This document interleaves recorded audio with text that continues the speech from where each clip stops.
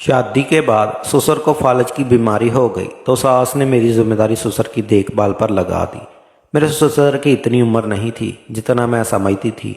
वो अभी काफ़ी जवान थे। मैं रोज़ जैतून की तेल से ससुर की टांग की मालिश करती तो मुझे अजीब सा महसूस होता। एक रात मैं मालिश करने में मसरूफ़ थी कि मेरी आंखें नींद से बंद होने लगी तो अचानक मेरा हाथ ससुर के ख़ास जगह पर लगा तो मैं चौंक गई, क्या इस उम्र में भी इतना सख्त। खैर मैंने इस ख्याल से अपना जहन झटक दिया और वापस आकर अपने कमरे में सो गई। लेकिन मुझे नींद कहाँ आ रही थी। पूरी रात मैं इसी सोच में थी कि अगर एक बार अपने ससुर से नहीं ऐसा नहीं हो सकता। लेकिन फिर मैंने फैसला किया कि एक बार देखूं तो सही, इसमें हर्ज ही क्या है, कौन सा किसी को पता लगेगा। इस रात मैं पूरी तैयारी में थी। मैंने तंग कपड़े पहन रखे थे। जब सब सो गए तो मैं तेल हाथ में लिए ससुर के कमरे में दाखिल हुई। उनके सामने बैठकर जब मैंने टांग की मालिश करनी शुरू की, मेरा हाथ ससुर के। मैं एक बड़े घर की बहू थी। मेरे वालिदैन बचपन में ही इंतकाल कर गए थे और मैं अपने दूर के रिश्तेदार की घर यतीमी की ज़िंदगी गुजार रही थी। मेरे रिश्तेदार के यहाँ एक दिन गई। यूं उस नेक दिल इंसान ने मेरा रिश्ता अपने बेटे के लिए मांग कर मुझे एक आला श्रृंगार में शादी कर दिया। मैं इस घर में हूँ और इनकी नज़र मुझ पर पड़ी। बहू बन चुकी थी। ज़िंदगी में हर तरफ सुकून ही सुकून आ गया था। लेकिन अचानक ही एक दिन बड़े हादसे में मेरा शौहर इंतकाल कर गया और मैं जवानी में ही बेवा हो गई। मेरे शौहर के सिर्फ 2 ही भाई थे और मेरा छोटा देवर ही रह गया।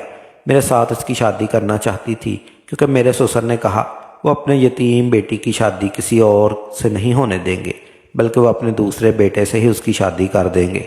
मेरी सास इस शादी पर राज़ी नहीं थी, जबकि देवर और ससुर की इसी में मर्जी थी। मेरी सास को लगता था कि जो बहू मेरे ससुर को पसंद करते हैं वो यतीम लड़कियां पहले ही अपने माँ बाप को खा कर बैठी होती हैं और बाद में शौहर को भी खा जाती हैं, यानी उनकी नहुसत पर साए इनके शौहर की मौत हो जाती है।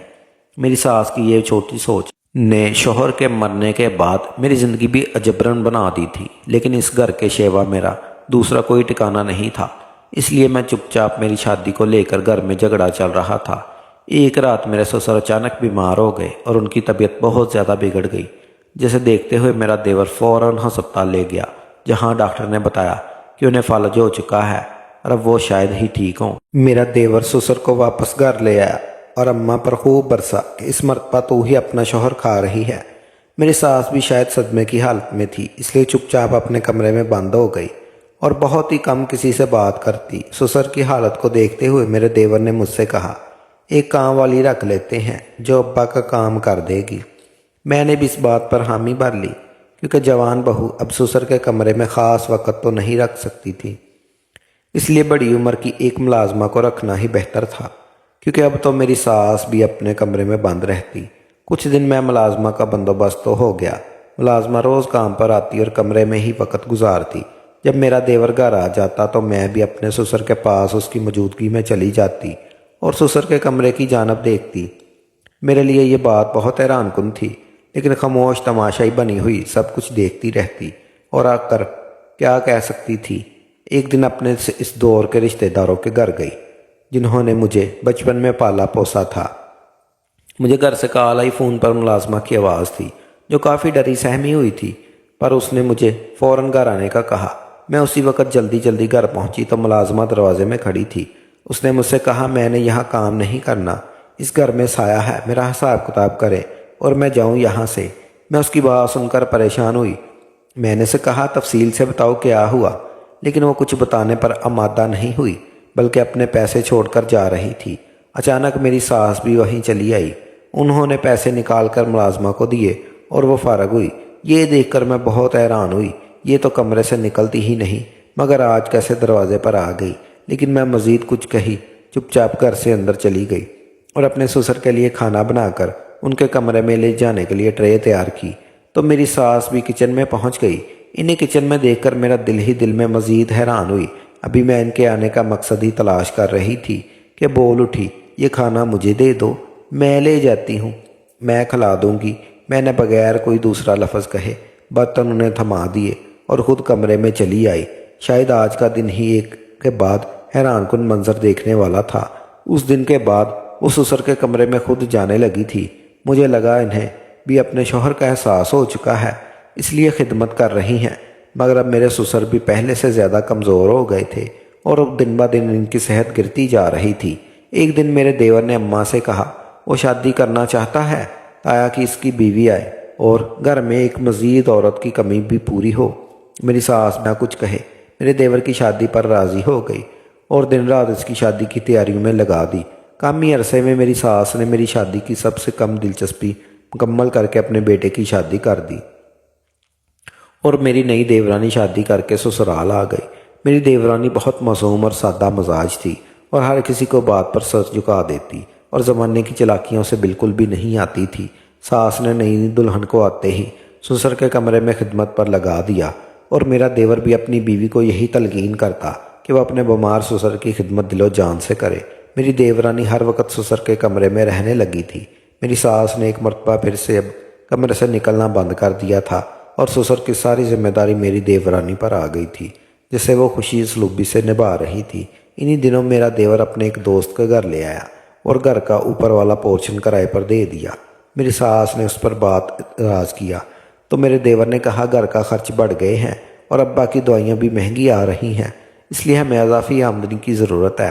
ویسے بھی یہ لڑکا اس کا بچپن کا دوست ہے اور دیکھا بھلا ہے۔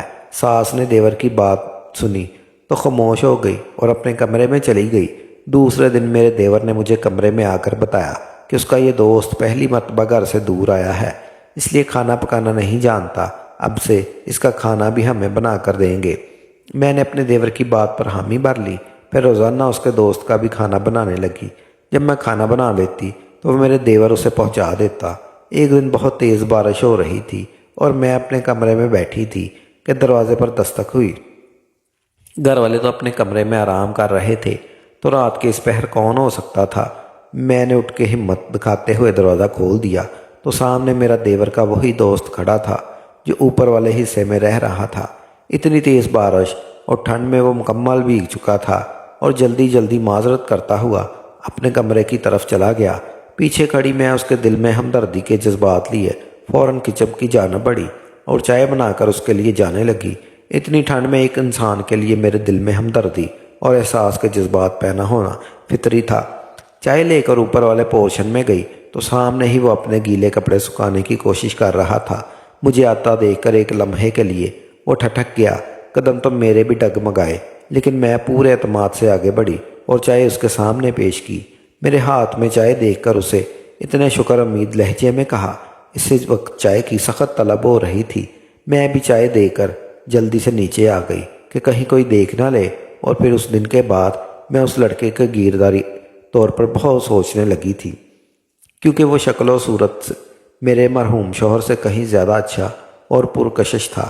میں اکثر ہی اس کے لیے کچھ نہ کچھ بنا کر اوپر لے جانے لگی اور یوں ہمارے درمیان اجنبیت کی دیواریں گر کر بے تکلفی بڑھنے لگی۔ ادھر میری ساس کا وہی رویہ تھا، کمرے میں بند رہنا، جبکہ میری دیورانی سسر کی خدمتوں میں مشغول رہتی۔ دوسری طرف میرے دیور کے انداز و طور بھی اسے بدلتے جا رہے تھے، نہ جانے کہ وہ اب اپنی بیوی سے ناراض رہنے لگا تھا۔ ایک رات جب میں اٹھ کر اپنے دیور کے دوست کو ملنے گئی تو ہم دونوں بیٹھے باتیں کر رہے تھے۔ اچانک میری دیورانی وہیں پر آ گئی۔ اسے دیکھ کر میں اور لڑکا دونوں ہی گھبرا گئے۔ وہ لڑکا فوراً سے پہلے اپنے کمرے میں چلا گیا، وہیں رہ گئی۔ میری دیورانی نے افسوس کا اظہار کرتے ہوئے کہا وہ سسر کے میلے کپڑے دھو کر سکھانے آئی تھی، لیکن یہ سب دیکھ کر اسے افسوس ہوا۔ میں نے آگے بڑھ کر دیورانی کے پیر پکڑ لیے، وہ یہ بات کسی کو نہ بتائے، ورنہ میں کہاں جاؤں گی، اس دنیا میں میرا کوئی ہے ہی نہیں۔ میری دیورانی نے مجھے ایک چانس اور دیا اور وہ چلی گئی۔ اس دن کے بعد میں محتاط ہو گئی، لیکن اب بھی اپنے دیور کے دوست سے رابطہ ختم نہیں کیا۔ اب یہ میرے بس میں نہیں تھا۔ میں اسے محبت کرتی تھی اور ہمیشہ ملتے رہنا چاہتی تھی، بلکہ اس نے مجھ سے وعدہ کیا تھا کہ وہ مجھ سے شادی کرے گا، مجھے یہاں سے لے جائے گا۔ بس کچھ دنوں کی بات ہے، مگر اب مجھے اپنی دیورانی کی طرف سے ڈر لگا رہتا اور کسی طور پر بھی یقین نہیں آتا۔ ایک دن میرا سسر سے باہر رہا تو میری دیورانی نے مجھے بلایا اور کہا آج خراب ہے، میں آ کر دیکھ لوں۔ جب کمرے میں گئی تو مجھے واقعی بہت بیمار لگ رہے تھے اور لگتا تھا کہ آج وہ نہیں بچنے والے۔ میری دیورانی نے مزید کہا وہ اسے کو بلا رہے تاکہ وہ آج ان کے پاس رہے۔ میں نے حامی بھر لی اور سسر کے کمرے سے نکل کر ساس کے کمرے کی طرف جانے لگی، لیکن نہ جانے میرے دل میں اس وقت کیا خیال آیا کہ میں وہیں سے مڑ کر اپنے کمرے میں چلی آئی اور فوراً کمبل اوڑھ کر سو گئی۔ کچھ ہی دیر بعد میرے دیور کی قدموں کی آواز آئی۔ یقیناً وہ گھر واپس آ چکا تھا۔ میں اٹھ کر جھانکا تو وہ کمرے میں چکر کاٹ رہا تھا۔ مجھے آتا دیکھ کر اس نے اپنی بیوی کے بارے میں پوچھا تو میں نے دل میں سوچا یہی موقع ہے، لوہا گرم ہے، وار کر دینا چاہیے۔ میں نے اسے کہا جانتے ہیں سارا دن وہ نہ جانے اس کی کیا حرکات ہے۔ میرے دیور کے دل میں پہلے ہی بیوی کے لیے بدگمانی ٹپک رہی تھی۔ میری باتوں نے جلدی ٹیل کا کام کیا۔ وہ فوراً وہاں سے نکل کر اپنے باپ کے کمرے کی جانب گیا، لیکن اندر نہ جانے آسمان پھوٹ پڑا جب دیور نے دیکھا کہ زمین پر گرا ہوا ہے اور اس کی بیوی اس کے باپ کے اوپر جھکی ہوئی ہے۔ اس منظر کو میرے دیور کے ذہن نہ جانے کیا سمجھ گئے، قبول نہ کیا، اور میری باتوں کا بھی اثر تھا۔ وہ دوڑ کر اپنی بیوی کی طرف بڑھا اور اسے اپنے باپ پر دھکیل دیا۔ میرے دیور نے اپنی بیوی کو مارنا پیٹنا شروع کر دیا۔ میں ایک کونے میں کھڑی یہ سارا منظر دیکھ رہی تھی۔ شور شرابے کی بات سن کر میں بھی وہاں سے چلی آئی اور دیور کو روکنے لگی۔ وہ روکنے والا نہیں تھا۔ اس نے آؤ تاؤ نہ دیکھا، اپنی بیوی کو کھڑے کھڑے طلاق دے دی۔ یہ سب اتنا اچانک ہوا، کوئی سمجھ نہیں سکا، لیکن میرے دیور کی بیوی اب بھی رسوائیاں پیش کر رہی تھی اور میری طرف امید بھری نظروں سے دیکھتے اس نے کہا میں انہیں لوگوں کو بتاؤں گی کہ سسر کی موت کے قریب تھی، اس لیے میں نے ساس کو بلانے بھیجا، لیکن جب میں واپس نہیں آئی تو وہ سسر کو اٹھانے کی کوشش کرنے لگی، جس کے نتیجے میں وہ وہیں گر گئے۔ لیکن میں اس لمحے سے صاف مکر گئی اور اپنے دیور سے کہا یہ بہت دن سے اس گنونے فعل میں ملوث تھی اور میں ہی چپ چاپ یہ سب دیکھ رہی تھی کہ میرا سچ بولنے سے کوئی بھی یقین نہیں کرتا۔ میری دیورانی بڑی نظروں سے میری طرف دیکھنے لگی۔ اسے تو طلاق ہو چکی تھی، لیکن اس کے دامن پر لگا یہ بدنامی کا داغ میرے بیچ سچ بولنے سے مٹ چکا تھا، پر میں نے ایسا نہیں کیا۔ اسی دوران میرے دیور دوڑ کر اپنے باپ کو اٹھانے کی کوشش کی تو پتہ چلا وہ مر چکا ہے۔ شاید میرے سسر نے اپنے بیٹے کی حرکات کا صدمہ دل پر لگا لیا تھا۔ میری دیورانی اسی وقت گھر چھوڑ کر ہمیشہ کے لیے چلی گئی اور ساجد صاحب اپنے سسر کی تدفین میں مصروف ہو گئے۔ میری ساس عدت میں بیٹھ چکی تھی، لیکن میں نے محسوس کیا کہ وہ بہت پرسکون تھی۔ میری ساس کی عدت مکمل ہونے کے کچھ دن بعد ایک دوست اس سے ملنے آئی۔ میں اپنی ساس کمرے کے باہر کی جانب کھڑی ہو گئی، جہاں سے اندر کی آواز سنائی دے رہی تھی۔ میں نے کھڑکی کا پردہ ذرا سا سرکا لیا، جہاں سے اندر کا منظر صاف نظر آ رہا تھا۔ میری ساس خوش دلی سے باتیں کر رہی تھی۔ لگتا ہی نہیں تھا کہ کچھ مہینے پہلے اس عورت کا شوہر مر چکا ہے۔ کچھ دیر بعد میری ساس اٹھ کر اپنی الماری کی جانب گئی اور ایک چڑیا سی اپنے دوست کے تھما دی۔ میری ساس کے چہرے پر ایک پراسرار مسکراہٹ تھی۔ اگلے ہی لمحے میرے قدموں تلے سے زمین نکل گئی جب میری ساس نے اپنی دوست سے کہا وہ کام مکمل کر چکی ہے اور ایک تیر سے دو شکار ہو گئے ہیں۔ ایک طرف شوہر کی یہ دوائی ملا کر دینے سے بستر پر لگا دیا اور دن بدن انہیں کمزور کر کے ختم کر دیا، جبکہ دوسری جانب بہو کو بھی ٹھکانے لگا دیا۔ مجھے اپنے کانوں پر یقین نہیں آ رہا تھا کہ میری ساس اس حد تک بھی جا سکتی ہے۔ دوسری عورت جو کہ میری ساس کی دوست، اب وہ میرے بارے میں پوچھ رہی تھی، جس پر وہ عورت بتا رہی تھی کہ میں اسی گھر میں رہوں گی کیونکہ ایک ملازمہ کی بھی ضرورت ہے۔ اسی لمحے مجھے اپنی سنگین غلطی کا احساس ہو چکا تھا۔ مجھے اس دن اپنی دیورانی کے ساتھ یہ ظلم نہیں ہونے دینا چاہیے تھا اور بعد میں سچ بول کر اسے بچا لینا چاہیے تھا۔ میری ساس پر یقین نہیں آ رہا تھا، میری ساس اس حد تک بھی جا سکتی تھی۔ میں اس گھر سے اس لڑکے کے ساتھ بھاگ گئی تھی جس لڑکے کے ساتھ میں بھاگی تھی۔ اس کا اپنا بھی کوئی مضبوط ٹھکانہ نہیں تھا، اس لیے وہ رات مجھے اپنے دوستوں کے پاس لے گیا اور کہا آج رات یہی گزاریں گے، لیکن مجھے کچھ ٹھیک نہیں لگ رہا تھا۔ مجھے رات 4 بجے میری آنکھ کھلی تو مجھے خبر ہی نہیں ہوئی، اور جب صبح جاگی تب میرے زیورات والا بیگ غائب تھا اور وہ رات نہ جانے وہ کون سا چور لے کر گیا۔ میں نے جس لڑکے کے ساتھ بھاگی تھی اسے جگا کر ساری صورتحال بتائی تو وہ بھی حیران ہوا کون اٹھا کر لے گیا۔ لیکن ایک دن میرے ذہن میں خیال آیا میرے ہاتھ میں بیگ دیکھ کر اس کے دوستوں کو پتہ چل گیا ہوگا کہ بیگ میں ضرور کچھ سونا ہے، کیونکہ ہمیشہ گھر سے بھاگنے والی لڑکیوں کے پاس یہ سب ضرور ہوتا ہے۔ میں نے اس لڑکے سے کہا یہ سب تمہارے دوستوں کا کیا ہوا ہے، اگر وہ زیور نہیں ملا تو مشکل ہو جائے گی، ہمارے پاس پیسے کم ہیں، ہم گزارا نہیں کر سکتے۔ وہ لڑکا میری باتوں میں آ کر اپنے دوستوں سے لڑنے لگا، جس کے نتیجے میں انہوں نے ہمیں وہاں سے نکل جانے کا کہا۔ ہم دونوں وہاں سے نکل کر کسی نئے ٹھکانے کی تلاش میں مارے مارے پھرتے رہے۔ شام تک اس لڑکے نے مجھے کہا ایک عورت کے پاس کبھی نہیں رہا، اس لیے تم کہو تو وہاں لے چلوں، ہمارے پاس کچھ دن گزارنے کے لیے ٹھکانہ ہوگا۔ مجھے پتہ تو چل گیا تھا کہ میں بھاگ کر کتنی بڑی غلطی کر چکی ہوں، لیکن اس کے سوا کوئی دوسرا راستہ نہ بچا تھا، اس لیے میں فوراً مان گئی۔ مگر اگلے ہی لمحے اس لڑکے نے مجھے جو بات بتائی اسے سن کر میری روح کانپ گئی۔ اس نے کہا وہ کوئی ٹھیک عورت نہیں ہے۔ میں سمجھ گئی تھی، مگر فی الحال بھروسہ کرنے کے سفر پر میرے پاس اور کوئی راستہ نہیں تھا۔ ایسی جگہ پر نہ جانے کون مرد اچھے ہوتے ہیں، مجھے شروع سے احساس ہو رہا تھا۔ میں نے اب مجبوراً اندازہ کرتے ہوئے کہا، کچھ بھی ہو، بعد سے رات گزارنے کے لیے کہیں لے جاؤ، مجھے تم پر یقین ہے۔ اس طرح ہم دونوں اس عورت کے گھر پہنچ گئے۔ کیا تھا ایک رنگین خانہ جہاں پر ہر طرف رنگ برنگے لباس میں ملبوس عورتیں گھوم رہی تھیں، مگر میں چپ چاپ وہاں سب سے دیکھتی رہی۔ رات سونے کے لیے اس عورت مجھے ایک الگ کمرہ دیا۔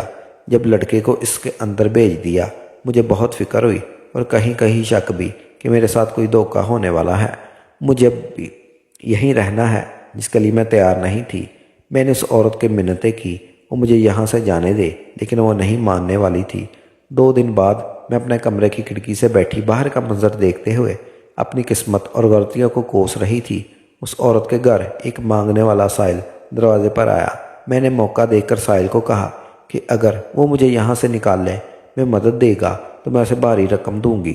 سائل یہاں آنے کا عادی تھا اور یہاں سے سب علم تھا، اس لیے اس نے میری بات مان کر اگلی رات مجھے اس کے گھر کی دیوار کو کود جانے میں مدد دی، اور یوں میں اس گندی جگہ سے باہر نکلنے میں کامیاب ہو گئی۔ میرے پاس ایک آخری سونے کی چین بچی تھی جو میری گردن میں پہنی ہوئی تھی۔ میں نے وہ نکال کر سائل کے حوالے کر دی اور خود آگے کی راہ لی۔ میرے پاس کوئی ٹھکانہ، کوئی تعلیم، کوئی پیسہ، سر چھپانے کی چھت تک کچھ بھی نہیں بچا تھا، اس لیے مجھے اس سائل کے کچھ دن پناہ مل گئی، اور اس کے کہنے پر آ کر میں نے بھیک مانگنا شروع کر دی، کیونکہ اس کے علاوہ مجھے کوئی مزید کام نہیں ملنا تھا اور باہر دنیا بہت خراب تھی۔ مجھے کبھی کبھی شروع سے احساس ہوتا کہ یہ سب میرے اس گناہ کی سزا ہے جو میں نے اپنی دیورانی اور مرحوم سسر کے خلاف جھوٹ بول کر کی، مگر میں پھر بھی خوش قسمت تھی کہ مجھے اپنی سچائی میں کچھ کہنے کا موقع اور معافی مانگنے کا موقع دنیا میں ہی میسر آ گیا تھا۔ ناظرین، آپ سب لوگوں کو یہ کہانی کیسی لگی کمنٹ کر کے ضرور بتائیے گا، اور ایسی ہی کہانی سننے کے لیے ہمارے چینل کو سبسکرائب کر لیں تاکہ نئی آنے والی ویڈیو آپ کو جلد سے جلد مل سکے۔